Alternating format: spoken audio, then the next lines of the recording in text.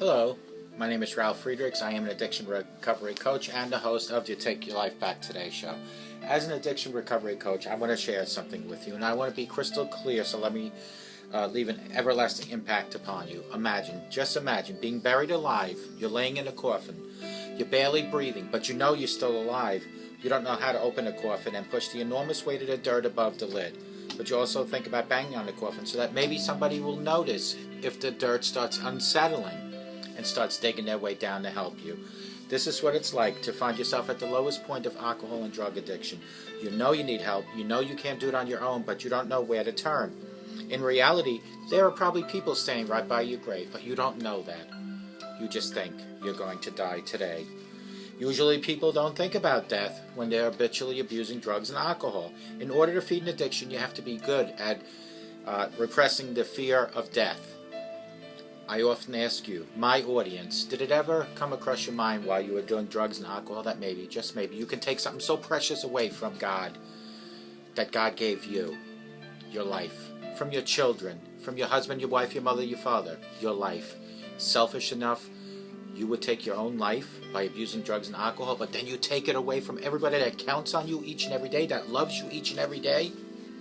With this, I leave you with one other thought. Don't be the person that I'm reading about, laying in a coffin, alive, looking for help now when it's too late. Be that person instead that reaches out for help right now. Reach out to me, 844-405-HELP. I will help you. I will help take your life back, but you have to make that phone call. And if you don't want to verbally speak to me, you can text me, 631-599-0218. Let me help take your life back. There are other people like Larry Geis from the Geis Academy. He's an addiction recovery coach, a life coach with over 30 years experience. You can reach him at 516-458-2741 or at www.odysseyconsultant.org. Larry Geis and myself and thousands of other people are here as crutches for you to lean on. Call Larry and tell Larry you heard about him on the Take Your Life Back Today show with me, Ralf Friedrichs. Let Larry help you take your life back. Larry and I always tell our clients it doesn't matter where you're coming from. It doesn't matter where you've been. What matters is that you're here. You're reaching out today, and you're looking for a brighter tomorrow.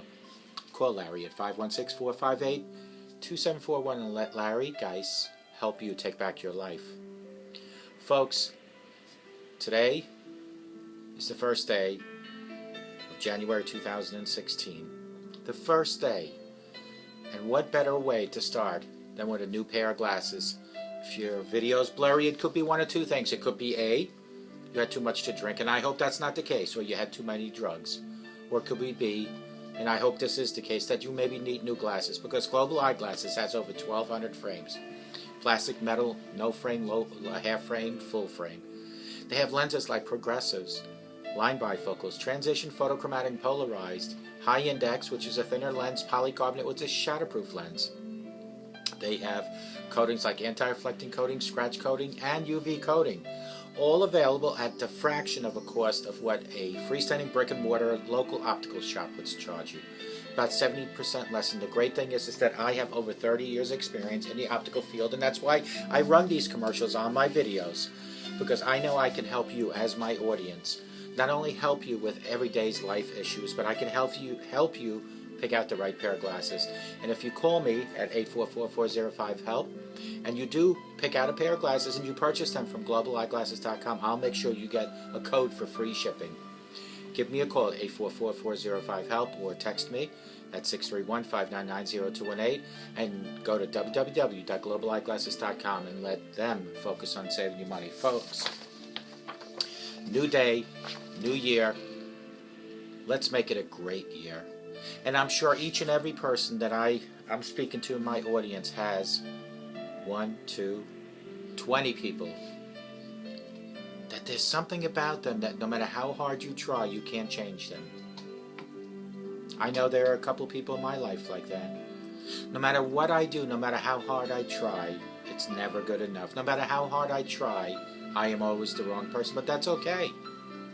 That is the wonderful thing about being a transparent person, because I know what I'm about. I know the good I do within people. Some people almost like an alcoholic or somebody doing drugs, are just so blind to the real life These are 7 things that I don't want you to ever do. You can never do these 7 things to change a person. Ultimately, any of and all change has to be the result of wanting to change yourself.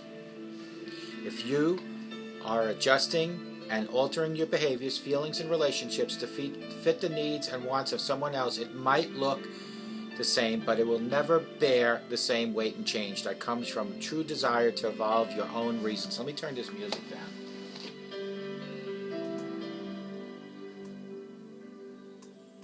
Yeah, that's a little better. You have to want it from yourself. If you don't want it from yourself and for yourself, you will never, ever get healed. That said, we all have issues. We all probably need changes. We all pick out little parts of other people that we wish to fit better with how we work and what we want from another person, but we can't do that. And as quickly as we promise unconditional love, we feel the urge to try to change people. Rarely is this a good idea, I should say. Usually it leads to other person feeling bad about themselves and they're resentful of you making them feel the way they do now, and it makes you look like the villain. And then the whole thing, this is so sad, then the whole thing turns into a snowball of gross feelings, insecurities, and dissatisfaction, possibly leading towards hate. So maybe never actively, directly try to change another person, but especially not the following issues. Person in my life, all I could do is point out what I see so obvious, what other people see so obvious, but this particular person, no matter what, rebelled, pretty much tells me I'm wrong, and I try so hard. I am the most positive person that I know, but when I see something that is so hurtful for this person's future life, I feel the need to point that out. However, it's not one of these 7. Number 1 is how they feel. Never try to change how they feel. That's a no-no. Probably the most common mistake we all make, yes, we all make sometimes, is trying to tell someone else how they should feel about something or someone. It could be something we said, did to them, or something that had happened to them that has nothing to do with you and me or them. They might be completely misreading a situation, misunderstanding, or think that you're overreacting. But say it with me, you cannot tell someone else how to feel. You can never, ever, ever, ever tell someone how to feel. Usually it would only make them dig in deeper as they become defensive of their position. What you can do is clarify what you mean, or talk about how you view the issue, or discuss your feelings and intentions. In other words, stay on your side of the conversation. The other person will feel respected as opposed to be belittled, and you'll have a much stronger chance of bringing them around to how you want them to feel anyway. And you know what, folks? I don't like that last one, how you want, because they should feel how they want. You cannot tell someone how to feel. You can point out some things that you might not agree on. I will never, this person that I will never tell them how I think they should feel. Because if I did, I probably would never be talking to this person again. But I will tell you how I feel. I feel hurt, betrayed. I feel unwanted. But that's something I would never, ever tell this person. Number 2, their issues with their family. Relationships between people who are related are always the most intense and least reasonable, largely because they are formed and defined for the first time when we were young and unreasonable. Someone's relationship with their parents or siblings is messy with the complexities of history, experiences had while still young, and vulnerable biological ties and powerful psychological influences. No matter how ridiculous you think someone's feelings about their family are, the best thing you can do is to listen and always be on their side. Don't try to get involved, and that is probably the best advice that I could give. And I mean, let's be honest, you're probably just as weird about your family sometimes. So what about if it's your own family? What do you do? It's a judgment call. I will tell you that it's a judgment call, because it's very hurtful to see someone in your family who clockwise is within age, is a grown-up, but the immaturity that comes through on this person is almost like a teenager. So what do? You can't do anything. You can distance yourself and hope that this person comes around one day. You can try to say something, but then you'll probably lose this person. Or you can just be there whenever that person. This is what I choose to do. I am here for this particular person. And if this person's watching, they know exactly who I'm talking about. I am here for this person at any time. I always tell this one particular person, I have one requirement. One requirement. And that's not just from this person. It's from anyone that's within my life, in my inner circle. And that's honesty. I would rather be hurt with your honesty than lose the trust with your dishonesty. Number 3, their bad habits. The difference between habits and all the other behaviors is the way they are realistically woven into our lives. The fact that something like smoking or nail biting is such a part of how a person gets through their day makes it much more challenging thing to alter. It's not that these things can't change, but if they're going to, it has to come from within the person who has the habit. Not an outside person who doesn't like it. The only way I was able to give up drinking is when I was finally ready to do it. No matter how many people were telling me not to do it, I had to want it. And when it comes to really dark habits and addictions, like I have, booze, drugs, this is double true. No one is going to truly stop using something that hurts them until they want to. Keeping yourself in close enough area to self-destruction means you're liable to being hurt as well. Decide how much you can take, let them know they are loved, but never keep someone in your life with the idea that you're going to fix them. And this is exactly what I mean about this particular person. All I require is honesty. I would rather not be in their daily life and be hurt daily if they continue living the life that they do. I hope and I pray each and every day that God will find this person, touch this person's heart to find the changes. Life is so short. We cannot change yesterday. We can change today and tomorrow. Number 4, their body. Whether it's how much someone weighs, how the style of their hair is, what tattoos they have, or how big or small certain parts of them are, there is no healthy outcome in imposing your dissatisfaction into someone else's physical being. There's a line between supporting someone as they strive to be the best version of themselves possible while letting them know that you adore them no matter what. And know where your behaviors falls along that infinite, narrow, sensitive line, and do not cross that line. Number 5, that terrible TV show, Band They Love. Just accept they like that show. Just accept they like that band. We're not defined by our guilty pleasures, nor will we be separated from them. Number 6, I think. Is this number? Yep. Their past. Oh, that's the worst thing. And that's one of the biggest things I always tell my clients. It doesn't matter where you came from.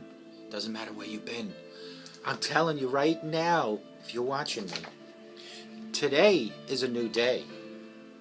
Let's work on today and make a better tomorrow. There's nothing inherently wrong with being uncomfortable about parts of a person's past, but it's never a good idea to hold it against them. It's easy to see whether someone has used their past experience as fuel for personal growth and learning, or if their history is part of the still repeating cycle of dysfunctional behavior, and I truly believe that's within my own situation. Are they stuck in their past? Those are legitimate issues, but even still, they are, because they are directly affected in their present life, so you can't address that. If it's simply a matter of things or people from their history that aren't manifesting in a current negative way, then there is no good to come from obsessing or fixating on it.